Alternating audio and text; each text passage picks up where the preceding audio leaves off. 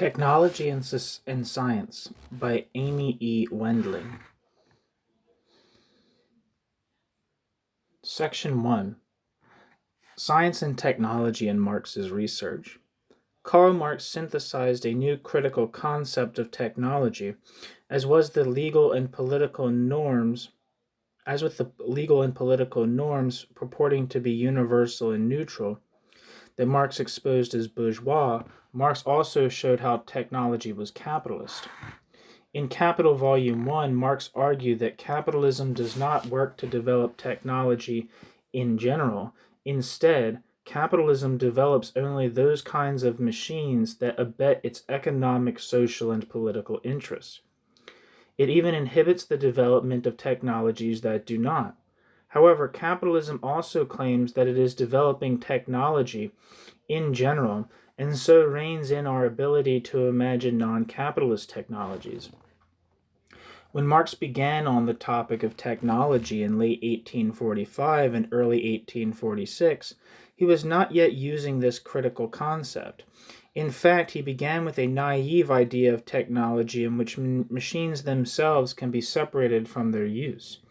This is very clear in the letter of from the 28th of December, 1846 to Pavel Anenkov, who lived from 1813 to 1887, where Marx wrote, quote, "Machinery is no more an economic category than the ox who draws the plow. The present use of machinery is one of the relations of our present economic system. But the way in which machinery is exploited is quite distinct from the machinery itself. Powder is still powder, whether you use it to wound a man or to dress his wounds," end quote. Although a division between technologies and their employment is already visible in the passage, this division is pre-critical because Marx had not yet understood that the capitalist mode of developing and using technologies will condition which technologies themselves are built and used. By contrast, in Capital Volume 1, Marx wrote, quote, "It would be possible to write quite a history of inventions made since 1830 for the sole purpose of supplying capital with weapons against the revolts of the working class.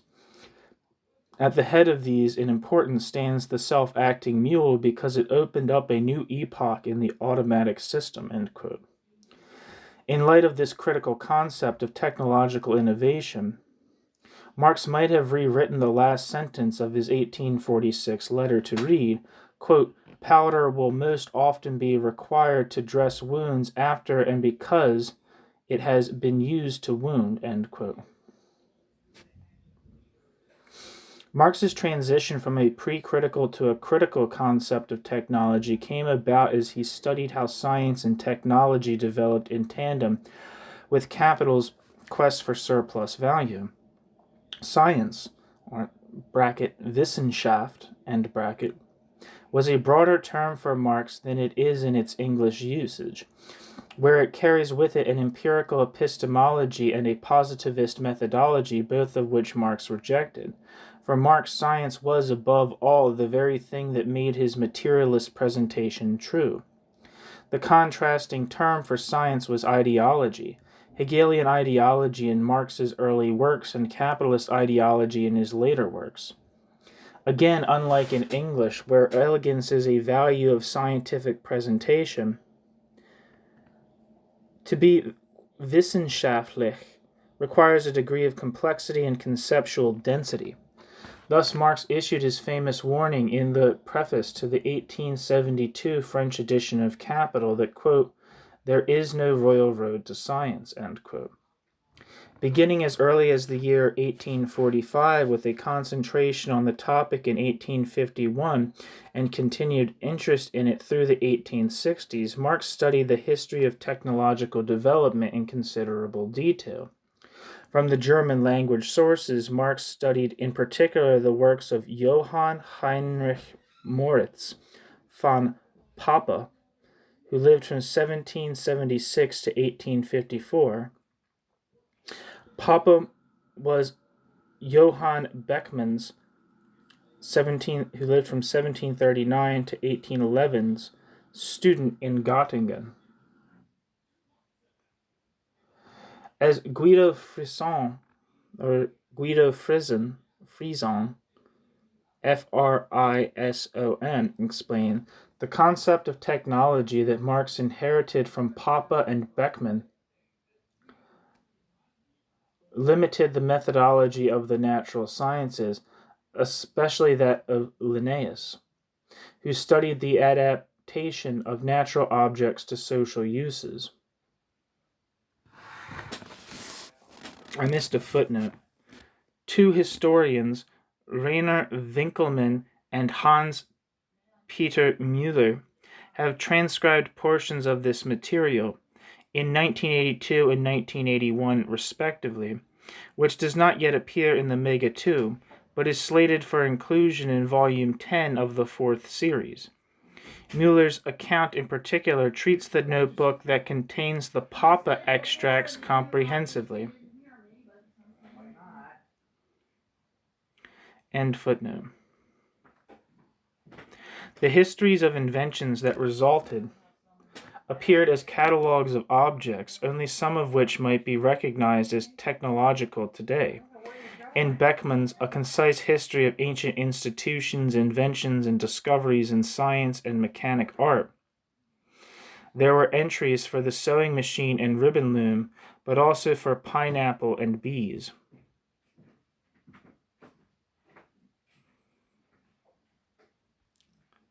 In 1851, Marx studied Beckmann's mature work, where Beckmann had categorized these entries, ordering the material by the identity or similarity of the procedures employed in the various crafts he surveyed, and working within the rubrics established by similarity of procedure from the simple to the complex. This was how technology became a more general inquiry, and how technologies came to be both isolated from particular arts and also transferred between and among them. Beckmann and those working after him, including Marx, called this, quote, general technology, end quote. General technology was identified with a new branch of science, the applied industrial arts, or what was subsequently called engineering. In the 19th century, general technology was also identified with an object that assimilated mechanical discoveries to a centralized engine, the machine. As Fumikazu Yoshida, born in 1950, still alive today, documented, Marx drew at least four important ideas from Popper. 1. The notion of general technology. 2. Specific details about mills, weaving, and watchmaking. 3. The discussions of transition in tool use from the handcraft to the factory stage. And 4. The importance of chemistry in relationship to mechanics. All four of these ideas are in evidence in the discussion of technology that Marx offered in Capital, and the manuscripts leading up to it, where they have been merged with the studies of the steam engine that Marx made from English language sources of Peter Gaskell, Andrew Ure, who lived from 1778 to 1857, and Charles Babbage, who lived from 1791 to 1871. But Marx absorbed something else from his studies of Popper and Beckmann, something far more relevant to his critical concept of technology. According to Frison, the Prussian state had funded the university positions that generated the idea of general technology, and the Prussian state demanded that the discoveries of general technology work to advance its interests. The connections between the Prussian state and the technological development were thus overt, unlike in the English language environment where technology appeared, although it was not actually more politically neutral. If Marx was able to spot the politics of technological development at work in England's Industrial Revolution, this was partly because he had been trained to look for a politics of technology. Marx's critique of particular states developed into a critique of the capitalist shaping of all modern states. It was but a short step to the insight that capitalism had shaped the development of general technology. capitalism's norms of profit extraction rather than the desires of a particular state were the new politics of technological development.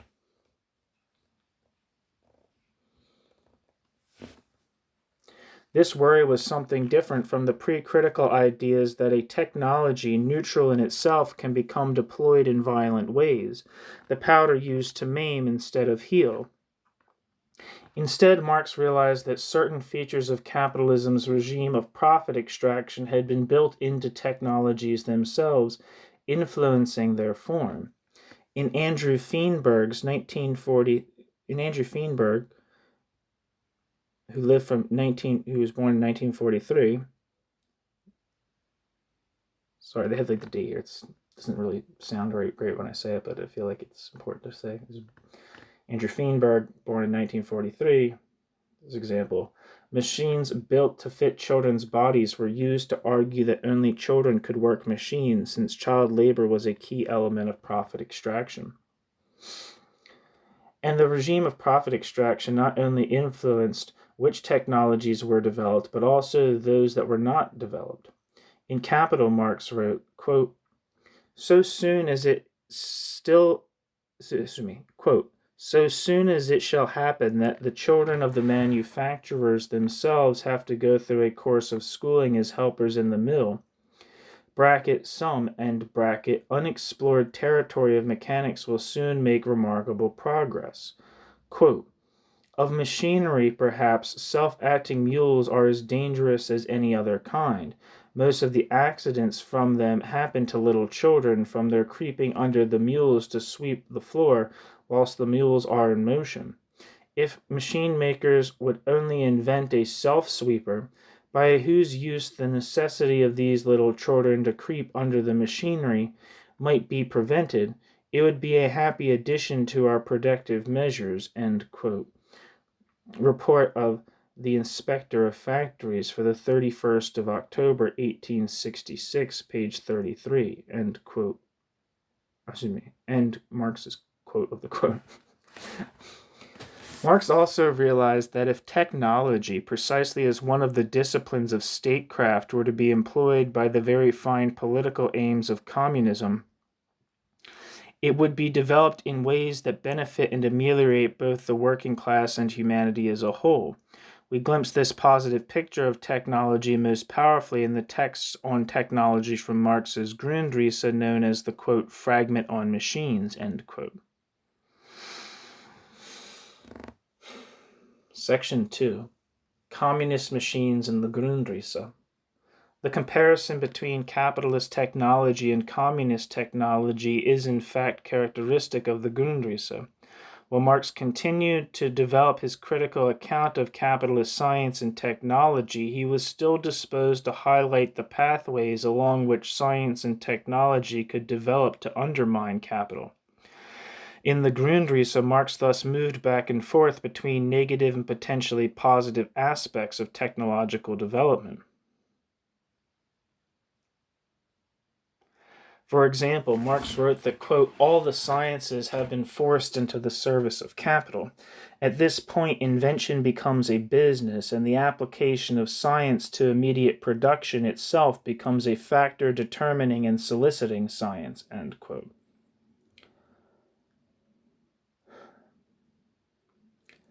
This new motivation for science, however, contrasted with both the origins of science and the histories Marx had studied and with what Marx claimed should be its proper motivations.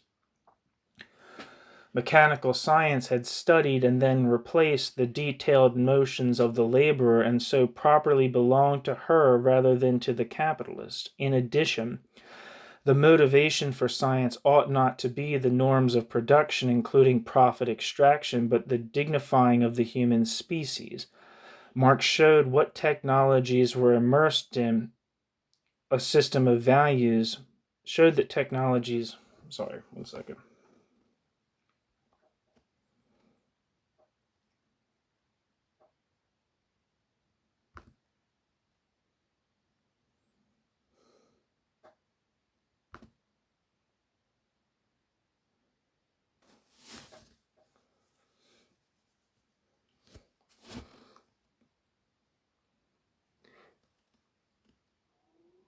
Marx showed that technologies were immersed in a system of values and necessarily were immersed in a system of values.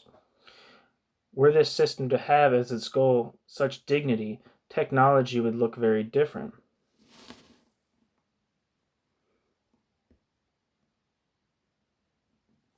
As Marx showed in the Grundrisse, under capitalism, machinery forces longer worker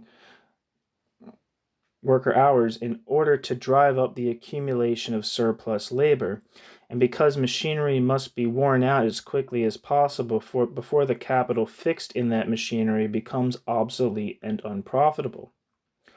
So while it is true that one worker can make as much linen as 10 did previously, that this does not mean that he is working 1/10 of the time. Instead, mass production for all workers means they work longer than before, producing, quote, enormous mass quantities, in, quote, enormous mass quantities, end quote. The problem with these long hours is that, as Marx put it, quote, the whole time of an individual is posited as labor time, and he is consequently degraded to a mere laborer, subsumed under labor, end quote. Because capitalist machinery also deprives the worker of both skill and physical power, it reduces her to, quote, overseer and regulator, end quote, during these long hours. For this reason, the worker is not even subsumed under a kind of labor that would have some kind of interest. Instead, she is subject to a production process, one that has, as Marx wrote, quote, ceased to be a labor process in the sense that it is no longer embraced by labor as the unity which dominates it, end quote. Communist machinery would finally make good on the general ability of machinery to reduce necessary labor to a minimum. The result of not having to produce any surplus value would be free time for all. Marx claimed that wealth itself would come to be defined as disposable time. Marx sketched the results of this beautifully when he wrote, quote, the saving of labor time is equivalent to the increase of free time. From the standpoint of the immediate production process, it can be considered as the production of fixed capital. This fixed capital being man himself. Free time, which is both leisure and time for higher activity, has naturally transformed its possessor into another subject. And it is then as this other subject that he enters into the immediate production process, bracket a subject, end bracket, whose mind is the repository of the accumulated knowledge of society, end quote. The kind of knowledge Marx had in mind was specifically the scientific and technological knowledge that workers are systematically excluded from by capitalism.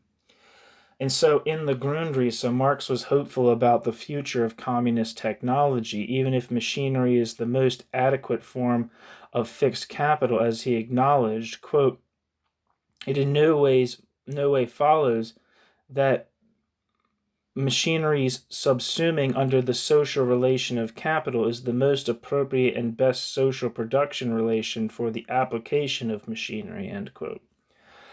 Confidently, Marx concluded that, quote, machines will not cease to be agents of social production when they become, e.g., the property of the associated workers, end quote.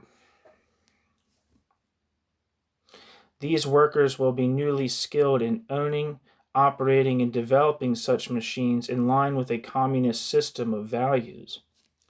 This hope was still alive in the economic manuscript of 1861 to 63, where Marx even wrote about, quote, the extraordinarily beneficial consequences, bracket, of the development of production, end bracket, for the physical, moral, and intellectual amelioration of the working classes in England, end quote. However, in Capital Volume 1, there are very few speculations about the use of machines in a liberated society. This idea was retained only as a single footnote in the Machinery and Modern Industry chapter, where Marx wrote, quote, in a communistic society, there would be a very different scope for the employment of machinery than there can be in bourgeois society.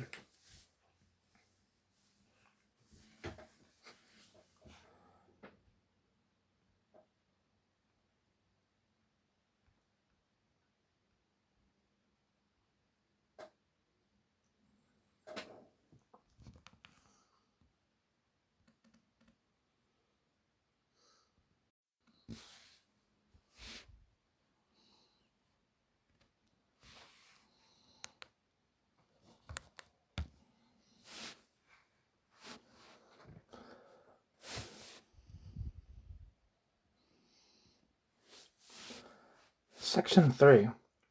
Technology and Contradiction in Capital. The change of tone in Capital happened because Marx had refined his understanding of surplus value and the role of machines in producing surplus value.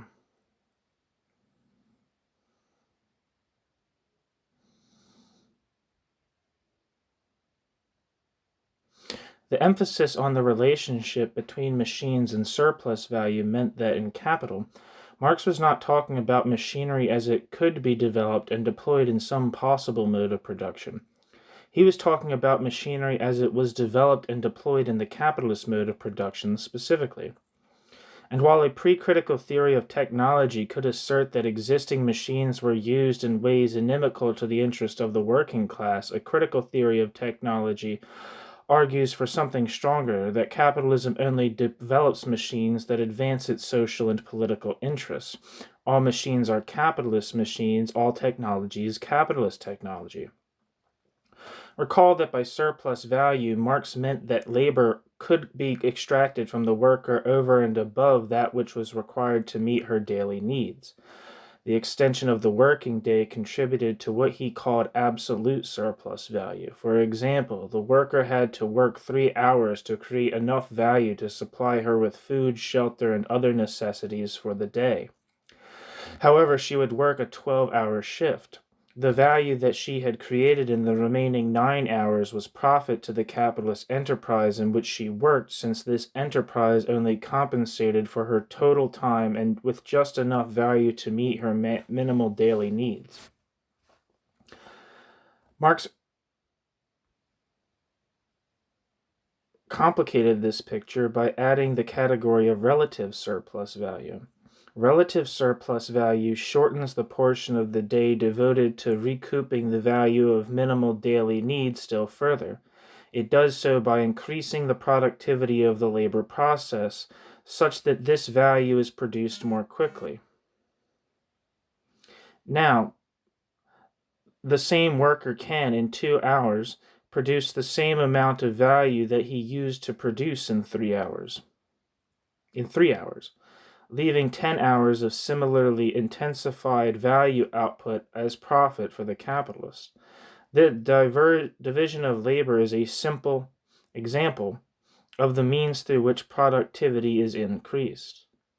Drawing on the material from his research studies, Marx understood the use of machinery in factory labor as a culmination of the history of the division of labor. This culmination drove the increase in the productive power of labor to new heights and amplified the production of relative surplus value in tandem. Marx defined the machinery that accomplished this as follows, quote, "All fully developed machinery consists of 3 essentially different parts: the motor mechanism, the transmitting machine, and finally the tool or working machine. The motor mechanism is that which puts the whole in motion. The motor mechanism either generates its own motive power, like the steam engine, the caloric engine, the electromagnetic machine, etc.,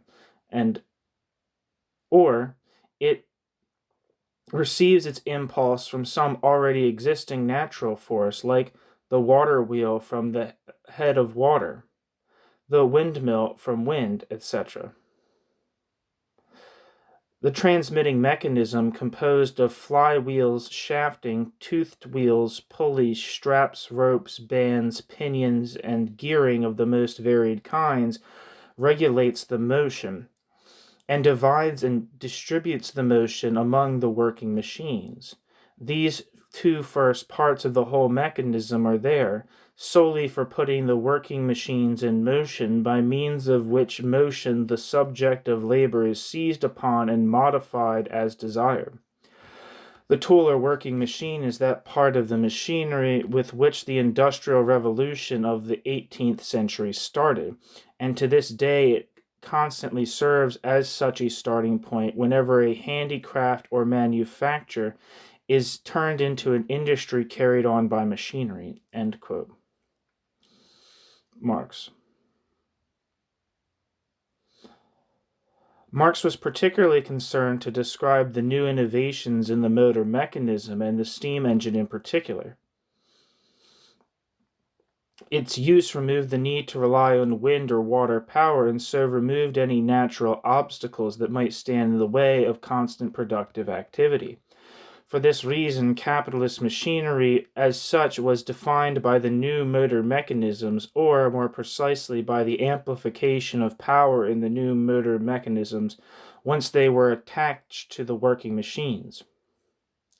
In the passage, Marx also emphasized the transitions from handicraft to manufacture.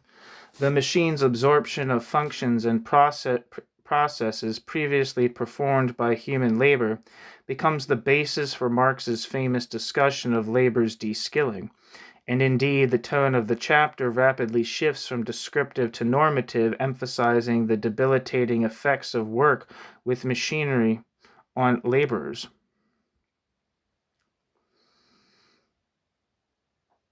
Quote, as soon as the machine executes without man's help all the movements requisite to elaborate the raw material, needing only attendance from him, we have an automatic system of machinery that is susceptible of constant improvements in all that system's details.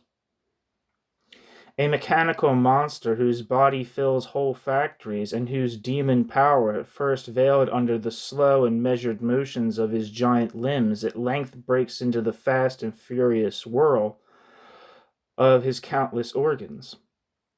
To work at a machine, the workman should be taught from childhood in order that he may learn to adapt his own movements to the uniform and unceasing motion of an automaton. It is not the workman that employs the instruments of labor, but the instruments of labor that employ the workman, and it is only in the factory system that this inversion for the first time acquires technical and palpable reality. By means of its conversion into an automaton, the instrument of labor confronts the laborer during the labor process in the shape of capital, of dead labor that dominates and pumps dry living labor power. The separation of the intellectual powers of production from the manual labor, and the conversion of those powers into the might of capital over labor, is, as we have already shown, finally completed by modern industry erected on the foundation of machinery. End quote. Marx.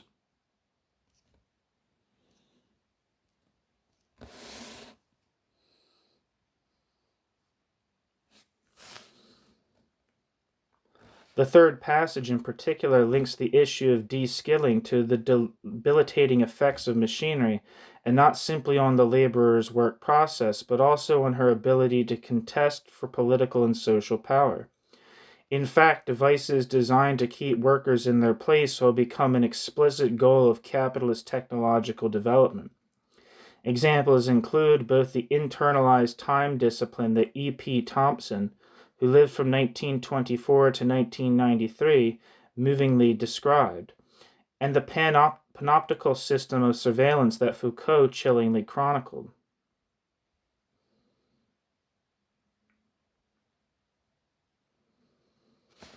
Increasing absolute surplus value may be the ostensible reason for introducing machinery into the production process, but there is another reason, without which the increase of surplus value would be meaningless or impossible.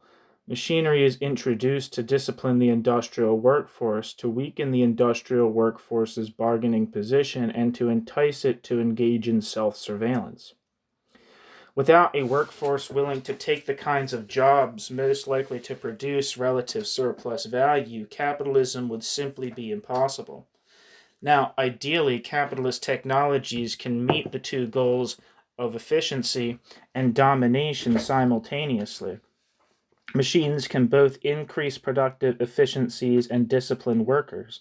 However, the two goals are perhaps most interesting when they come into conflict with one another. When this happens, efficiency often gives way to political domination that conditions it.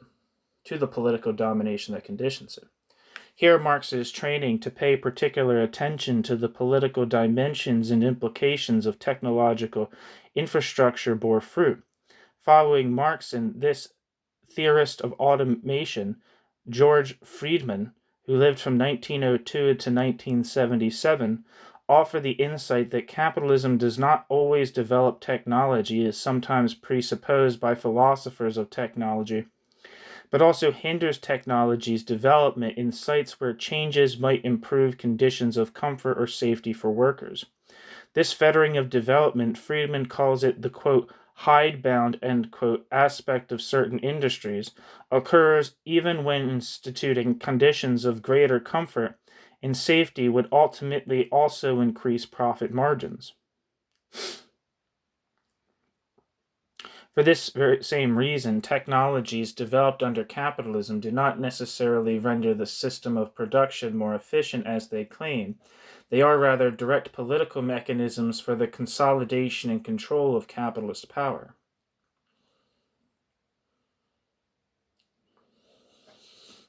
In addition to the contest that can erupt between efficiency and domination, there is one other very important contradiction inherent to capitalist technology.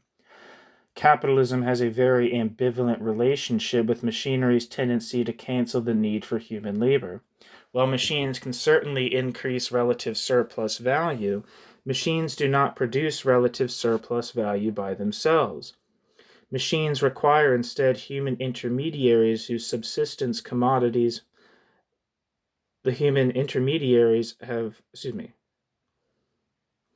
Machines require instead human intermediaries whose subsistence commodities machines have cheapened.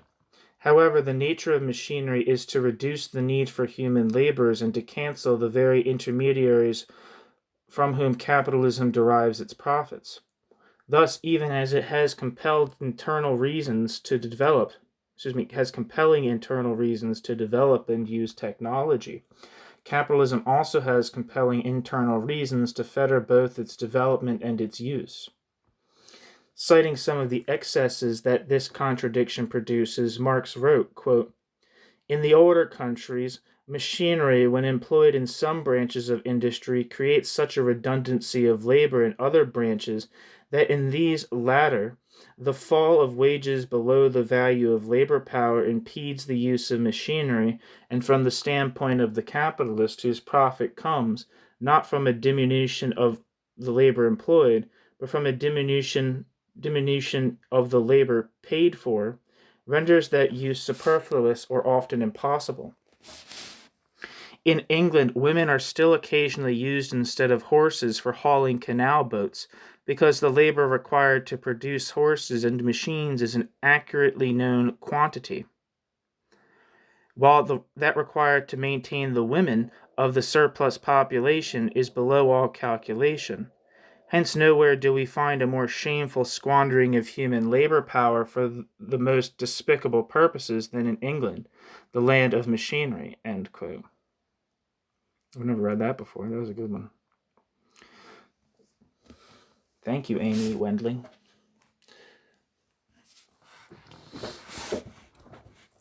Compared with the term, quote, machinery, end quote, Marx used the term, quote, technology, end quote, only very sparingly in Capital Volume 1.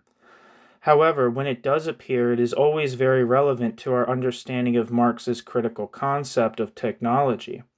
Emblematic in this regard is the passage where Marx wrote, quote, "The principle which (modern industry) and pursued of resolving each process into that process's constituent movements, without any regard to their possible execution by the hands of man, created the new modern science of technology. The varied, apparently unconnected and petrified forms of the industrial process now resolve themselves into so many conscious and systematic applications of natural science to the attainment of given useful effects.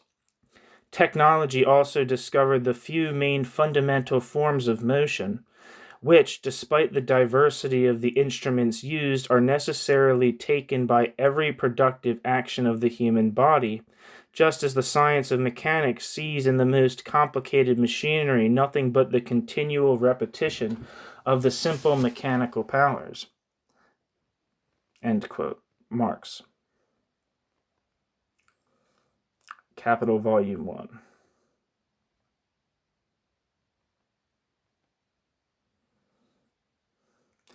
Note that in the passage, Marx spoke not simply about technology, but about, quote, the modern science of technology, end quote. This is a sign that he was talking specifically about the discipline developed by Beckmann and Popper. The passage then bears this out. Since the discovery of what Marx has called, quote, the main fundamental forms of motion, end quote, belong to what Beckmann and Popper following him called, quote, general technology, end quote. The shadow of a critique also falls across the passage in Marx's assertion that the science of technology operates, quote, without any regard to bracket its and bracket possible execution by the hand of man, end quote. In inventing machines to mimic the productive actions of the human body, the science of technology views the productive actions of human bodily labor as if those actions were simply or merely the actions of a machine. In this observation, Marx's critical theory of technology reaches its fullest development. Marx has shown that technological science, precisely as capitalist, demands the assimilation of human labor to the mechanical model. Marx rejected this assimilation since it enables a severely reductionist view of human labor. Section 4. The use of Marx's account of technology.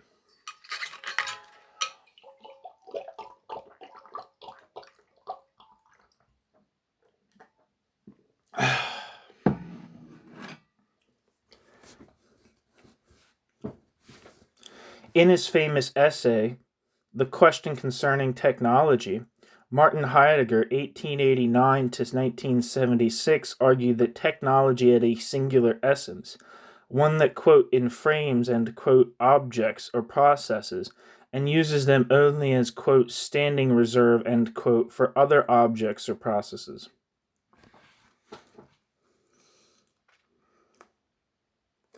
No substantive properties are left in the object. It is simply a means to other ends, which are a means in turn.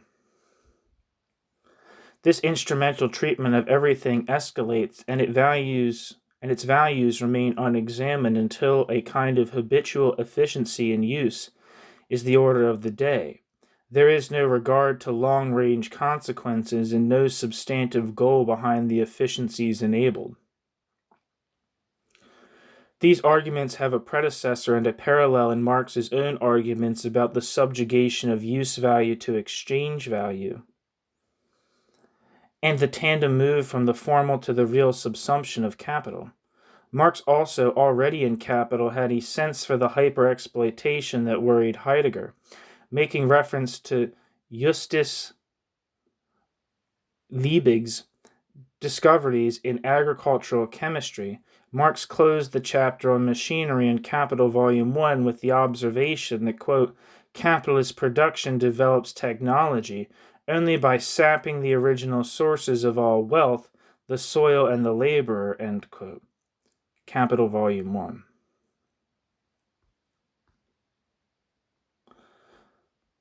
Heidegger's analysis diverged from Marx's, however, on a crucial point.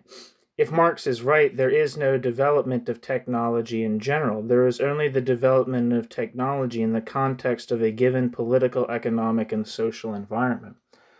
For this reason, technology per se has no essence. From a Marxist perspective, Heidegger's analysis is not a very accurate assessment of the development of technology. In general, what it does aptly character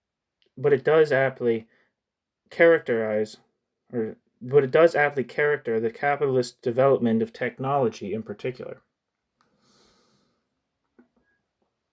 Starting from this insight, Marx can be used to explain how Heidegger came to think that technology had a singular alienating essence. Marx showed that capital works to erase its own markings so that we accept capital's results as inevitable. Heidegger is interpreted in framing to be the essence of technology rather than the essence of capitalist technology.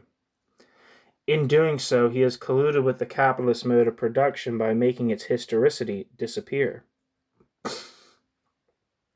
Herbert Marcuse, who lived from 1898 to 1979, understood this lesson from Marx very well. In Technology, War, and Fascism, Marcuse wrote, quote, "Technics hampers individual development only insofar as technics are tied to a social apparatus which perpetuates scarcity, and this same apparatus has realized forces which may shatter the specialized historical form in which technics is utilized. All programs of an anti-technological character serve only those who regard human needs as a byproduct of the current utilization of technics," end quote. Herbert Marcuse.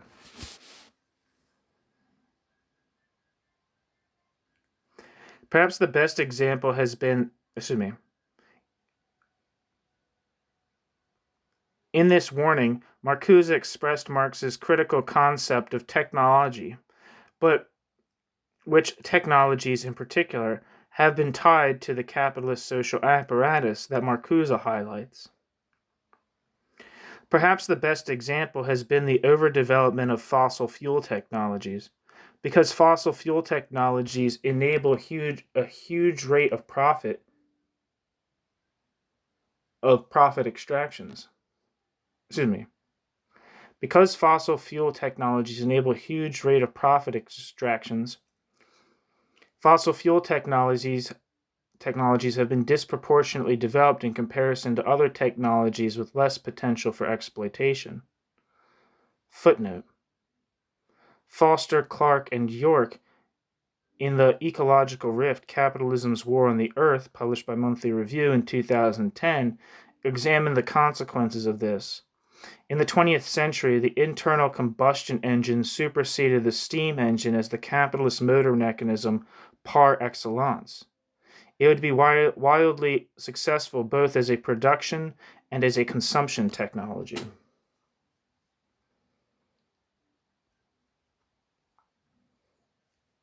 End footnote.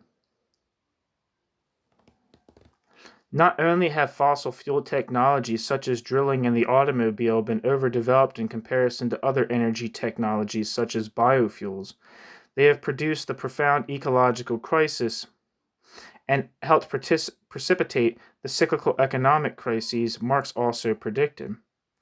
As in the visionary passages of the Grundrisse, to imagine a technology that does differently is to imagine technology differently and to enable it to be developed in light of a different set of values, communist in the very basic sense of protecting the earth and all of the human beings in it, not just the rich ones, and then only in the very short term. The end.